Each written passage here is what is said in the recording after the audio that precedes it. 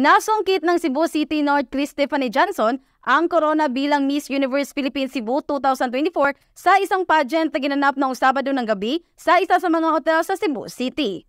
May kabuuang 20 mga kandidata na may iba't ibang kagandahan at pag-abot at pagpalaganap sa kanilang iba't ibang advokasya. Aniya, sa edad na 34 na taong gulang, hindi nito inasahan na manalo, ngunit lubos itong nagpapasalamat sa tagumpay na kanyang nakuha, gayon din ang pagpapahayag ng kanyang pasasalamat sa kanyang mga taga-suporta at pamilya. Ibinahagi rin ito na umabot pa sa punto na kwestiyon na ang kanyang sarili kagaya ng bakit hinayaan niya pang umabot at makilahok pang muli, subalit napagtanto naman ni Johnson na may dahilan ang lahat at mayroon pa itong malaking gagampanan bilang magdadala ng pangalan sa Cebu.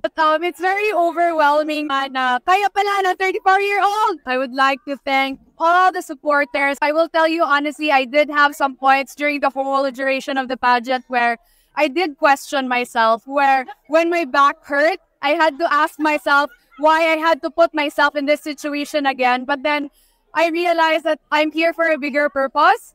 Ating napakinggan si Cebu City North Chris Stephanie Johnson ang kinoronahan bilang Miss Universe Philippines Cebu 2024. Samantala, kinoronahan din si Miss Bantayan Island, Jovil Drukay bilang Miss Universe Philippines Cebu Tourism 2024 at Miss Universe Philippines Cebu Charity 2024 Miss Ming Glanilla, Nika Zosa Nabwa, gayon din si Miss Talisay City, Mary Josephine Paaski bilang Miss Universe Philippines Cebu Heritage 2024, Miss Lapu-Lapu City Natasha Testa bilang Miss Philippines Cebu 2024, habang ang first runner-up naman si Mepsin Gobs ng Carcar City at ang second runner-up na si Miss San Fernando Telma Suzanne Dayaw. Mula rito sa lungsod at lalawigan ng Cebu, Bombo Jana Cañete. Para sa number 1 and most trusted radio network in the country, Bombo Radio Philippines. Basta Radio, Bombo!